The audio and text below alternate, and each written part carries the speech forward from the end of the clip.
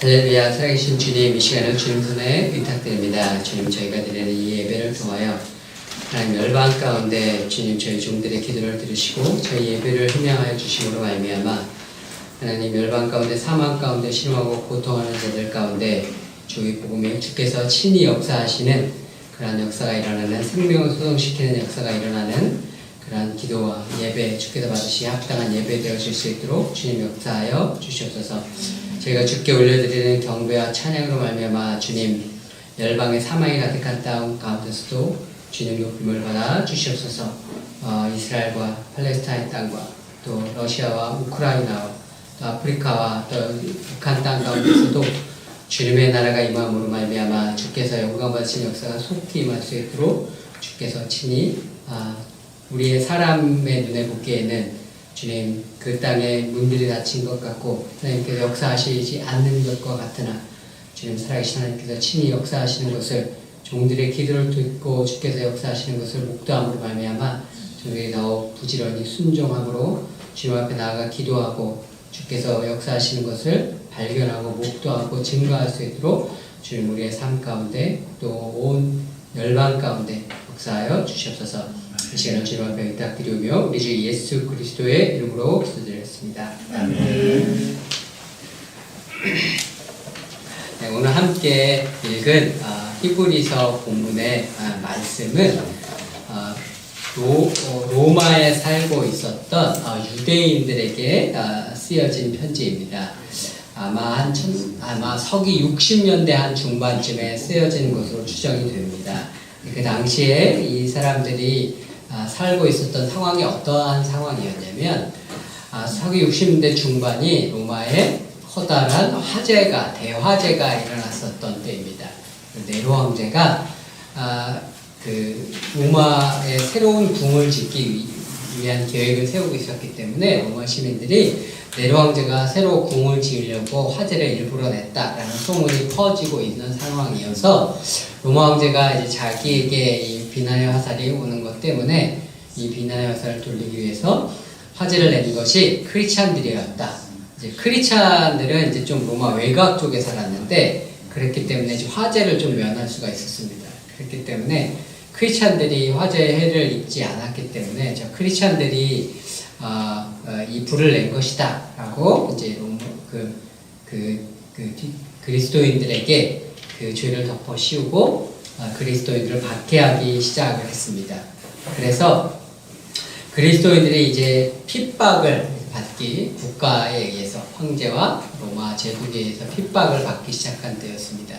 핍박이란 말은 추상적이지만 핍박을 받았다는 것이 어떤 의미냐면 경찰, 군인이 집안에 들이닥쳐서 우리 부모 형제, 우리 아버지를 혹은 내 형제를 잡아가고 그들을 감옥에 넣고 그 재판을 받고 감옥에 넣고 그 다음에 그들이 그들을 이제 곧 죽을지 모르는 상황 가운데 처해져 있는, 그리고 남아있는 가족들도 갇히지 않았다면, 운 좋게 갇히지 않았다면 재산을 몰수당하고 집을 몰수당해서 사람들이 갈 곳이 없는 그러한 상황 가운데 처한, 그러한 극심한 고난 가운데 처한 상황에 있는 것이 이 로마에 있었던 그리스도인들의 상황이었습니다. 그 중에서도 특히 히브리서는 그 중에서도 예수님을 믿는 그리스도인 중에서도 유대인들에게 쓰여진 글이었습니다.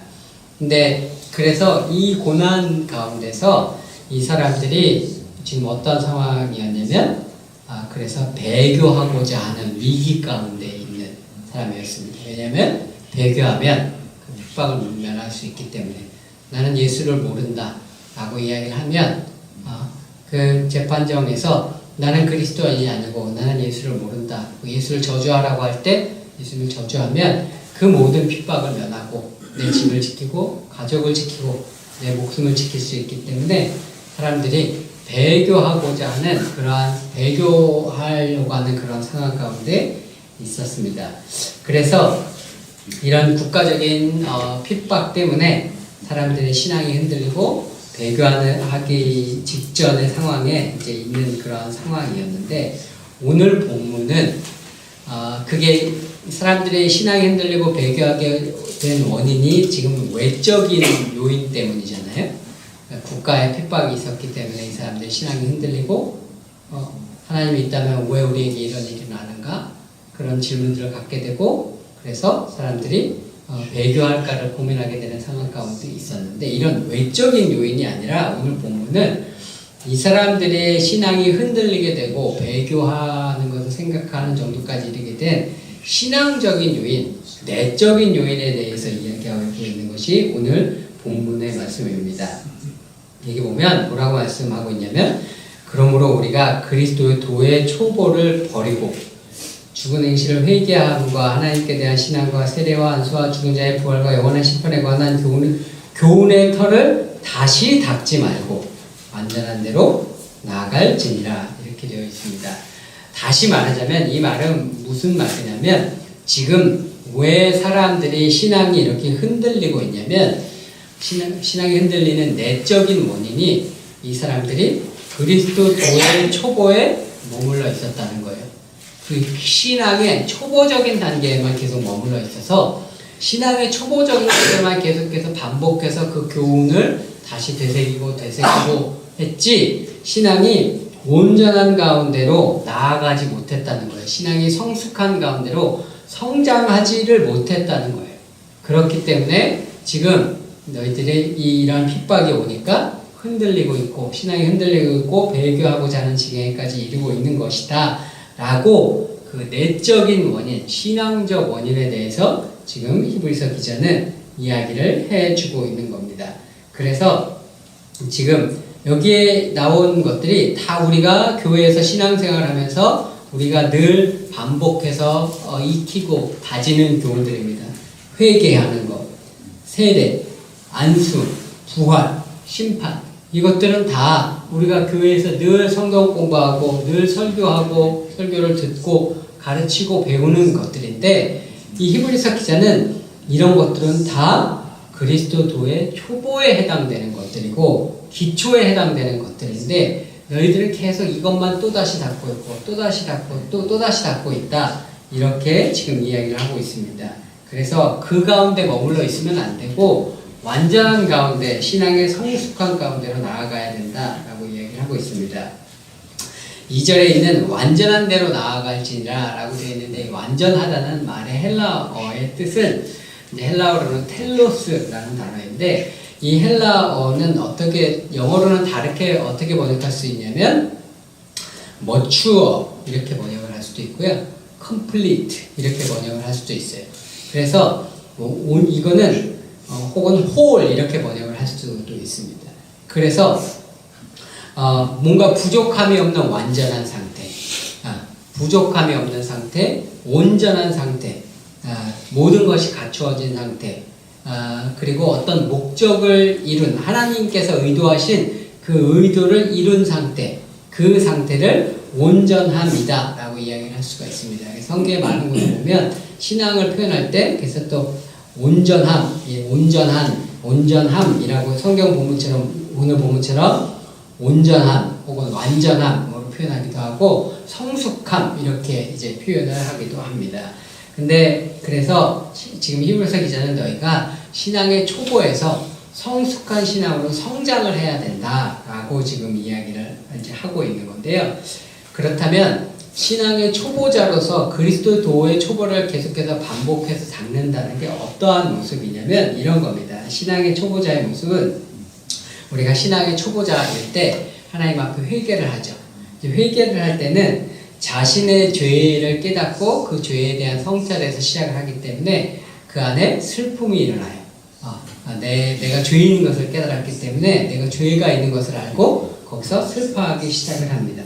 그런데 그 슬퍼함에서 이제 그리스도를 바라보고 나를 용서하신 그리스도를 바라보고 그리스도의 십자가로 말미암아 내가 죄가 용서받았다는 것을 깨닫고 기쁨 가운데로 나아가게 됩니다. 그래서 내가 죄에 용서된 자로서의 기쁨을 갖고 그 가운데서 평안을 누리고 그 평안 가운데서 앞으로 신앙이 전진을 하게 돼요.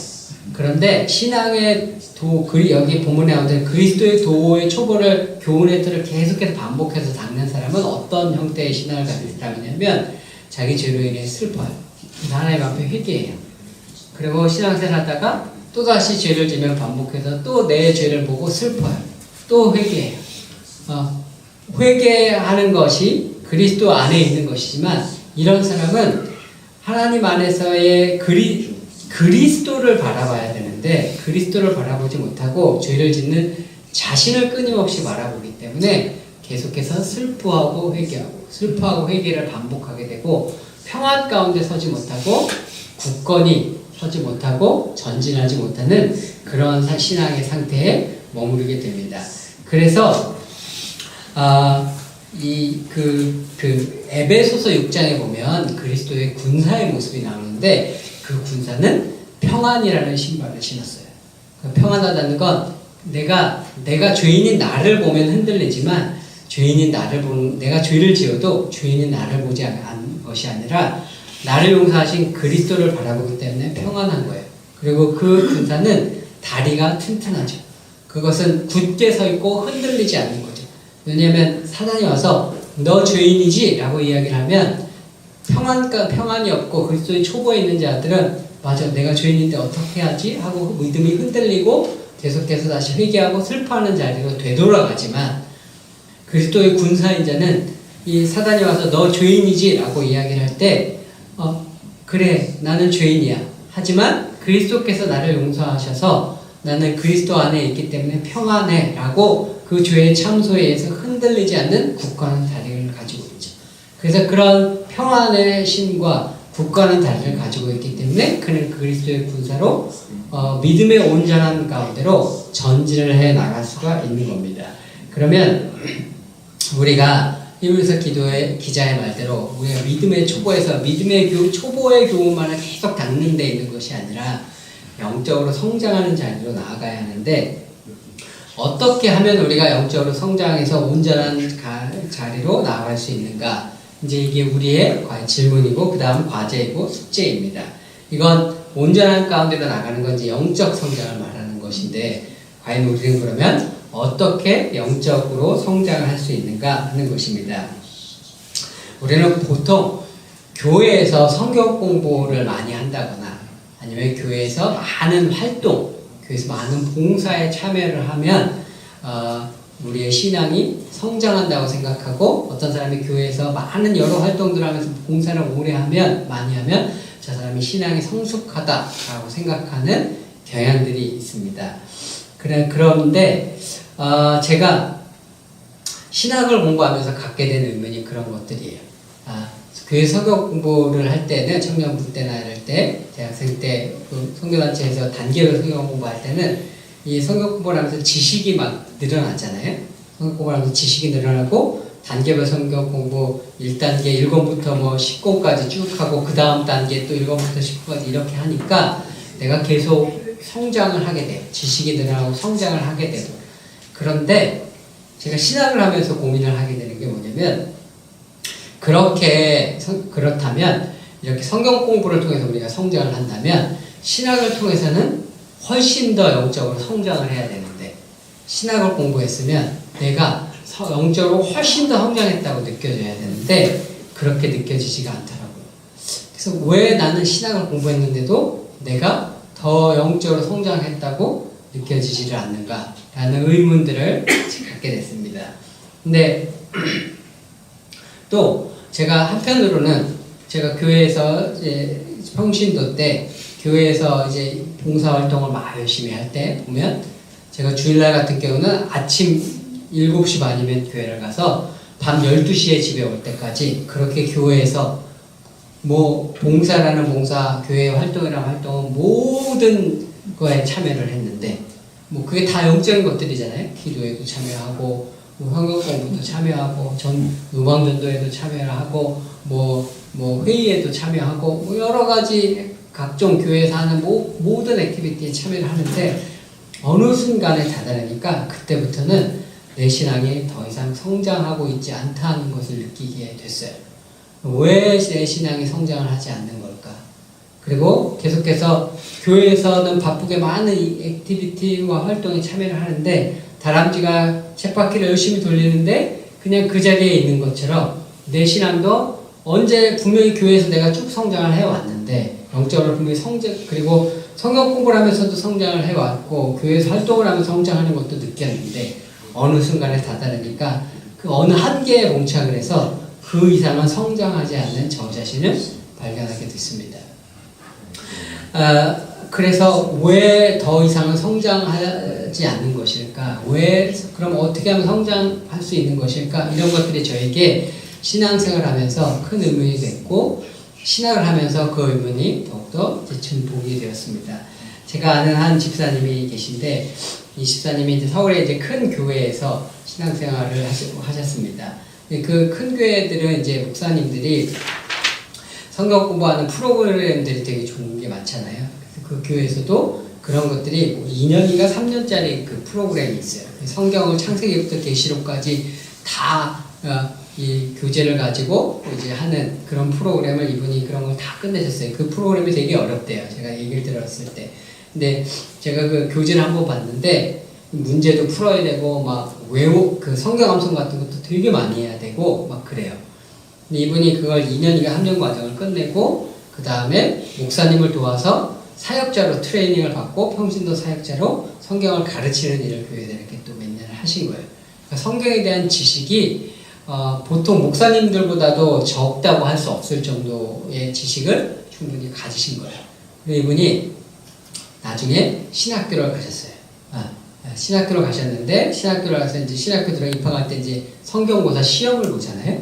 근데 그 시험에서 이분이 1등을 하셔가지고 너무 잘 아시니까 그렇게 성경을 늘 몇 년을 그렇게 연구를 하셨으니까 신학교 입학할 때 성경고사 1등을 하셔서 장학금을 받고 신학교에 들어가셨습니다. 근데 신학교 1학년 말에 1학년을 마칠 때쯤에 이분이 아내분이 갑자기 좀 아프셨어요. 병원을 갔더니 이분이 아내분이 암이셨어요. 자궁암 3기라는 판정을 받았습니다. 근데 그리고 수술을 하고 났는데 이분이 이제 별로 이렇게 차도가 없고 나아지지가 않으셨어요.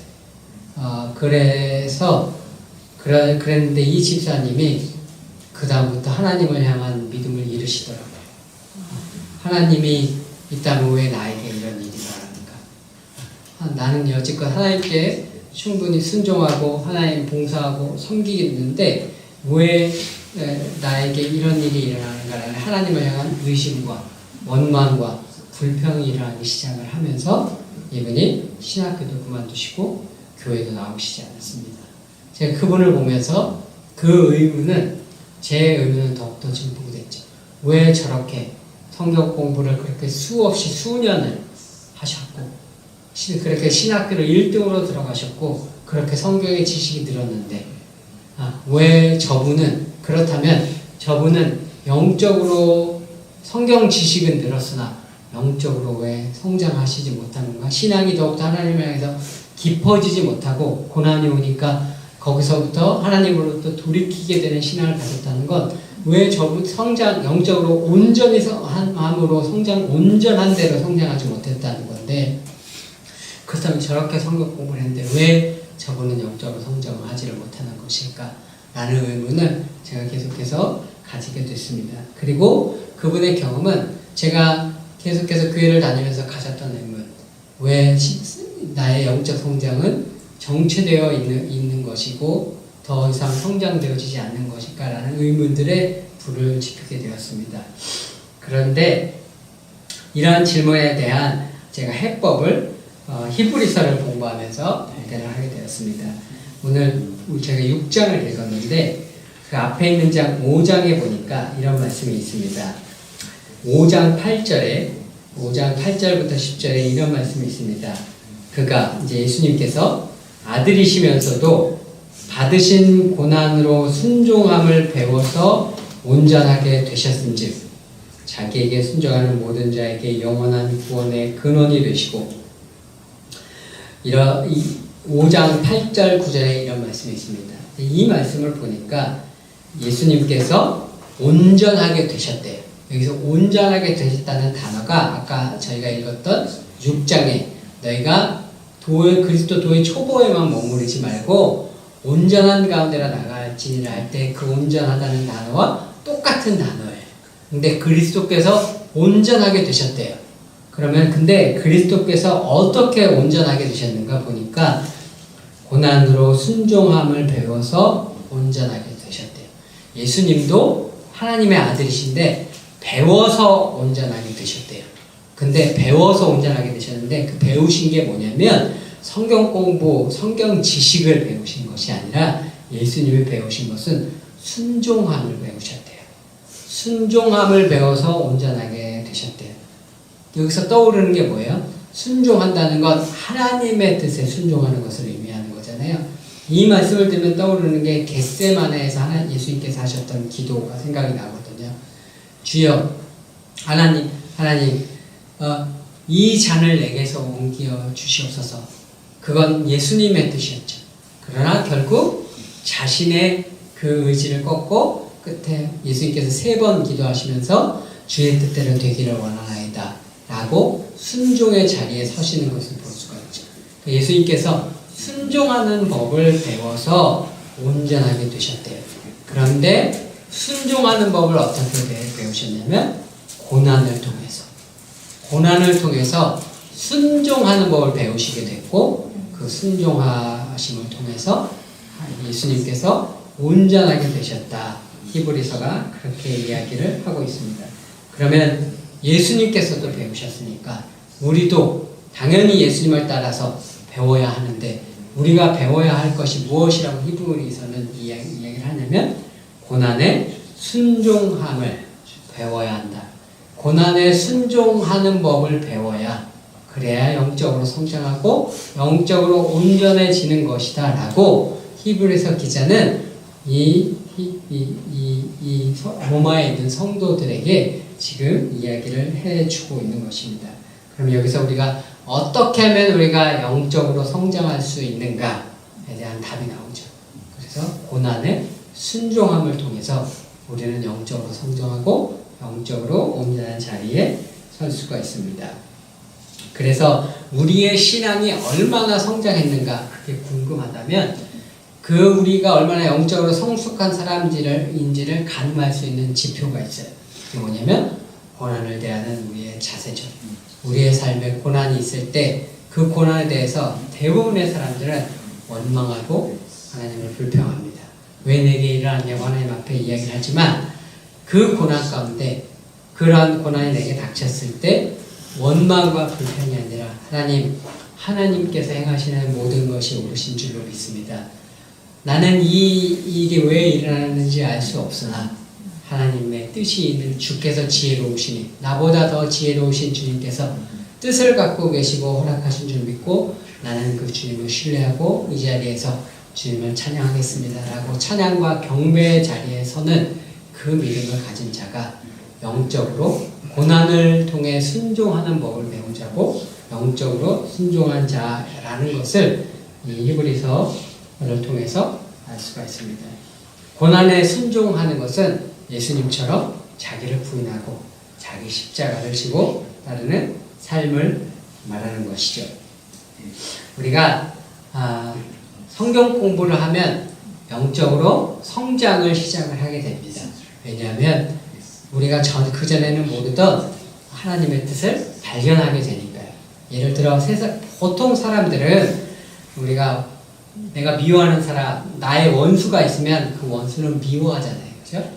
당연히 원수니까 나는 그 사람을 미워하게 됩니다. 그런데 우리가 성경 공부를 통해서 성경을 공부해 보니까 예수님께서 원수를 사랑하라, 원수도 사랑하라는 가르침을 가르치셨다는 것을 알게 돼요. 그러면 내가 전에 몰랐던 하나님의 뜻을 알게 됐으니까 그런 성경 공부를 통해서 지식을 습득했죠. 하나님의 뜻이 무엇인지 지식으로 습득해서 성장을 하게 됩니다. 그건 1단계의 성장이에요. 성경 공부를 통한 지식의 습득을 통한 성장입니다. 그래서 우리가 성경 공부를 통해서 전에 몰랐던 새로운 사실들을 막 알게 되면 우리가 성장하게 되고 성장하는 것을 느껴요. 말씀을 알아가는 기쁨을 누리게 됩니다. 교회에서 봉사하게 되고 봉사하면서도 늘 항상 말씀이 달고 설교 말씀이 달고 기쁘고 성장하는 것을 느끼게 돼요. 그런데 그거는 초보 단계의 성장입니다. 근데 그 초보 단계의 성장을 쭉 하다가 보면 삶의 어느 순간에 그 말씀이 내게 거침이 되어지는 순간이 닥쳐옵니다. 예를 들면 실제로 나의 삶에 원수가 생겨요. 내가 사랑할 수 없는 원수가 생깁니다. 그러면 그때는 내가 알고 있는 하나님의 뜻, 내가 알고 있는 성경 말씀, 내가 알고 있는 지식, 원수를 사랑하라는 그 말을 내가 실행에 옮겨야 되는데 그것을 실행에 옮길 수 없는 나를 발견하게 돼요. 그러면 그 순간에 하나님 앞에 하나님의 뜻이 원수를 사랑하라인 것은 알겠지만 하려고 노력해도 안 되거든요. 노력해도 도저히 그 원수는 사랑할 수가 없거든요. 근데 보통 믿음의 초보 단계에 머물러서 만족하는 사람은요, 원수를 사랑하려고 노력하지 않아요. 교회를 다니지만 그 자리에 머물러서 미워하고 끝납니다. 그런데 진정으로 하나님을 사랑하는 그 순간에 사랑하려고 노력은 해요. 노력은 하는데 사랑할 수가 없죠. 사랑할 수 없는 자신을 보고 하나님의 뜻과 나의 뜻이 부딪혀서 내 안에서 갈등이 일어나고 괴로움들이 일어나게 돼요. 그리고 결국 어디까지 가냐? 하나님, 나는 사랑하고 싶으나 나는 사랑할 수 없다는 것을 하나님 앞에 고백하게 돼요. 하나님, 나는 죄인이라서 저 사람을 사랑할 수 없는 나를 발견하게 됩니다. 이 죄인, 어찌할 수 없는 이 죄인을 하나님 도와주시옵소서 라고 고백할 수밖에 없는 자리에 다다르게 됩니다. 그런데 그 자리에서 그리스도의 뜻을 쫓아서 나의 뜻을 꺾고 주님, 원수를 사랑하는 것이 주님의 뜻이기에 제가 나는 사랑할 수 없지만 저 원수를 내가 예수 그리스도로 말미암아 그 원수를 사랑하겠습니다라고 나의 뜻을 꺾고 서는 자리, 그 자리가 예수님이 겟세마네에 서셨던 것과 같이 나의 겟세마네 동산에 서는 자리입니다. 그래서 그때에 나의 의지가 꺾여진다면, 그래서 그를 사랑하기로 하게 된다면 그때가 우리가 나의 십자가를 진 자리고 그 자리가 성령께서 임하시는 자리고 그 자리가 내가 그동안 막혀있던 그 영적 성장의 한계를 뚫고 한 단계 진정으로 하나님 앞에 예수 그리스도를 따르는 무리에서 그리스도의 진정한 제자로, 고난 가운데도 그리스도를 따르는 제자로서 영적으로 성장하는 것을 경험하는 단계가 됩니다. 보통 대부분의 사람들은 원수를 사랑하지 않습니다. 사랑하지 않고 두고 있다가 언제쯤 사랑하게 되냐면 자기의 자아가 무너질 때가 있어요. 그게 언제냐면 자기가 완전히 죽을 뻥에 걸리거나 아니면 완전히 사업이 망해서 길거리에 나앉게 되거나, 그래서 자기가 가진 모든 것을 잃고 자기가 아무것도 아닌 사람이라는 것을 깨닫게 되어져서 완전히 세상에서도 낮아질 수밖에 없는 그 자리가 됐을 때, 그때는 자기의 자아가 꺾이거든요. 그때는 자기의 의지가 꺾이거든요. 그때가 되어서는 보편적으로 사람들이 용서의 자리에 섭니다. 그래서 누군가 돌아가실 때가 되는 자리에 가게 되면 그때 돼서는 인생의 후회를 하죠. 그때 그 사람도 용서할 걸, 그때 그 원수도 용서할 걸 하게 되는 것들을 발견하게 됩니다. 그런데 그런 시간이 내게 오기 전에, 내가 스스로 기도 가운데 하나님 앞에 나가서 하나님의 뜻을 쫓아서 적극적으로 나의 마음과 나의 의지를 하나님 앞에 내려놓고 나의 겟세마네 동산에 서서 나의 의지를 꺾고 원수를 사랑하는 그 자리에 선다면 그때 나는 진정으로 영적으로 도약하고 성장하는 자리에 서게 되는 것이고, 그것으로 말미암아 진정으로 원수도 살아가는 그리스도의 복음을 증거하는 예수님의 참 제자로서의 자리에 그렇게 서게 되는 것입니다. 그래서 그 본을 보여주신 것이 바로 예수님께서 겟세마네 동산에서 3번 기도하시면서 처음에는 아버지의 이 잔을 내게 옮겨 주시옵소서 이렇게 기도하셨지만 마지막으로 3번째 것에선 내 뜻대로 마옵시고 주 뜻대로 하옵소서라고 기도하고 그 십자가를 받아들이셨던 그 예수 그리스도의 길을 따라가는 자가 진정한 그리스도의 제자로서 영적으로 성장한 성숙한 자의 자리에 서게 되는 것입니다. 우리는 이제 히브리서 같은 거를 공부를 하게 되면은 이 사람들이 믿음이 약해서 배교하는 그런 자리에 선 줄 알아요. 근데 이 사람들은 그렇게 믿음이 약한 사람들이 아니었습니다. 이 사람들이 당한 고난이 우리가 상상할 수 있는 것 이상의 큰 고난이었을 뿐입니다. 우리 중에 어느 누구도 이 사람들이 당한 고난을 당해본 사람이 없어요. 우리 중에 어느 누가 이 사람들이 당했던 경찰이나 군인이 집에 와서 우리를 예수 믿는다고 잡아가는 경험을 해본 적이 없고, 우리 중에 어느 누가 예수 믿는다고 집을 다 국가에 뺏겨본 적이 없고, 우리 중에 어느 누가 예수 믿는다고 감옥에 가본 적이 없습니다. 그런데 그럼에도 불구하고 이 말씀을 히브리서 기자를 준 이유는, 이 말씀은 마지막 때에 일어나게 될 사건에 대한, 마지막 때에 성도들이 환란이 있을 때 배교하게 될 사건에 대한 예표로서 주신 사건입니다. 이들은 2000년 전에 로마에서 이 일을 겪었지만, 그러한 일들이 다시 한번 예수님께서 오시기 전에 다시 한번 전 세계적으로 예수를 믿는 자들이 이런 일을 겪게 될 것을 예수님께서 마태복음 24장, 마가복음 14장, 감람산에서 제자들에게 말씀해 주신 바가 있고, 성경 곳곳에 바울과 계시록에서 그렇게 성경의 기자들이 마지막 때에 많은 사람들의 사랑이 식어지고 예수님을 향한 사랑과 이웃을 향한 사랑이 식어져서 예수님을 배반하게 될 것을 이야기해 주고 있습니다. 그러면 우리는 이 말씀을 주신 이유는 오늘날 우리로 하여금 우리가 현재 당하는 우리 삶에 일어나는 작은 고난들이 있을 때 그 고난을 영적으로 성장할 수 있는 길들로 삼아서 영적으로 성장하라고 주신 말씀이에요. 고난이 있을 때 그건 하나님 왜 저에게 이런 일이 일어나요? 불평하고 원망하는 자리에 서는 것이 아니라 그럴 때마다, 내 삶에 고난이 있을 때마다 하나님, 저는 알지 못하지만 하나님께서 계획이 있으신 줄로 믿습니다.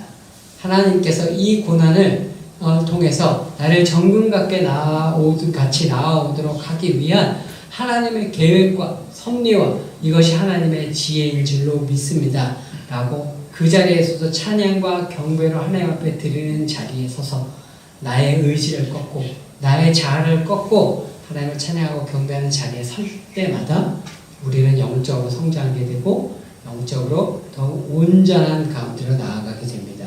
우리 삶에 일어나는 이 작은 고난들을 통해서 우리가 영적으로 성장하는 그런 믿음의 트레이닝들을 통해서 온전함을 갖추어야 우리가 마지막 때에 일어날 그러한 환난 가운데서 견딜 수 있는 그러한 자로 준비되어질 수 있기 때문에, 그렇게 고난 가운데서 영적으로 고난 성장해서 고난 가운데 순종함을 배워서 영적으로 성장하라고 주신 말씀이 이 히브리서의 말씀입니다.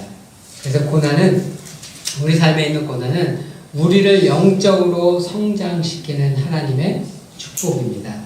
그래서 그리고 이 고난의 메시지는 어린아이를 키울 때는 우리가 젖을 먹이죠.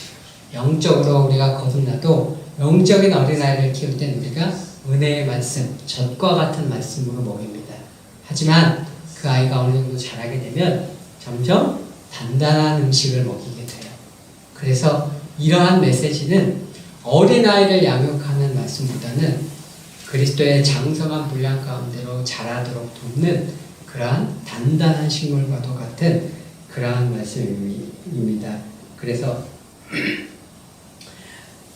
요리서 5장에 예수님께서 순종을 배우셨다는 말씀을 조금 뒤에 12절에 보면 히브리 기자가 이렇게 말씀합니다. 때가 오래되었으므로 너희가 신앙이 연차가 이제 꽤 됐으니까 너희가 마땅히 선생이 되었을 터인데 너희가 다시 하나님의 말씀의 초보에 대하여 누구에게서 가르침을 받아야 할 처지이니 단단한 음식은 못 먹고 젖이나 먹어야 할 자가 되었도다. 이게 로마에 있었던 그 성도들의 삶이 이랬다는 거예요. 신앙생활의 연차는 오래됐으니까 이제는 선생으로 다른 사람들을 가르쳐야 될 그 정도가 됐는데 그러지 못하고 이 사람들은 여전히 그리스도의 초보와 교훈을 다시 닫고 젖과 같은 음식을 또다시 먹어야 되는 그런 어린아이 상태에만 끊임없이 머물러 있다는 거예요. 그런 사람들에게 필요한 것은 무엇이냐? 단단한 음식, 단단한 식물이고 그 단단한 음식, 단단한 식물은 무엇이냐? 우리를 영적으로 성장시켜주는 고난을 기쁘게 받아들일 수 있도록 해주는 이런 예수 그리스도의 본을 따라가는 십자가의 메시지, 고난 가운데 하나님을 신뢰하라는 그런 메시지들이 바로 이런 우리가 은혜의 메시지처럼 들리지 않아서 인기가 없지만 그렇지만 이 메시지가 진정으로 우리를 영적으로 성장시켜주는 그러한 단단한 음식과 같은 메시지입니다. 그래서 히브리서 기자가 단단한 음식은 장성한 자의 것이니 그는 지각을 사용함으로 연단을 받아 선악을 분별하는 자들이니라. 그래서 단단한 음식은 오직 장성한 자들만이 먹을 수 있는 음식입니다. 오늘 우리 이제 예배 가운데 함께한 여러분들 모두가 저와 함께 고난에 순종하는 법을 배워서 영적으로 성장하시기를 예수님의 이름으로 축원드립니다. 그리고 날마다 젖만 먹고 복음의 기초만을 다시 그 복음의 교훈의 기초와 복음의 기초적인 교훈의 틀만 다시 닦는 것이 아니라 단단한 음식과 같은 고난의 메시지를 먹고 마지막 때를 대비하고 준비하는 영적으로 성장하고 무장하시는 저 여러분 모두가 되시기를 우리 주 예수 그리스도의 이름으로 축원드립니다.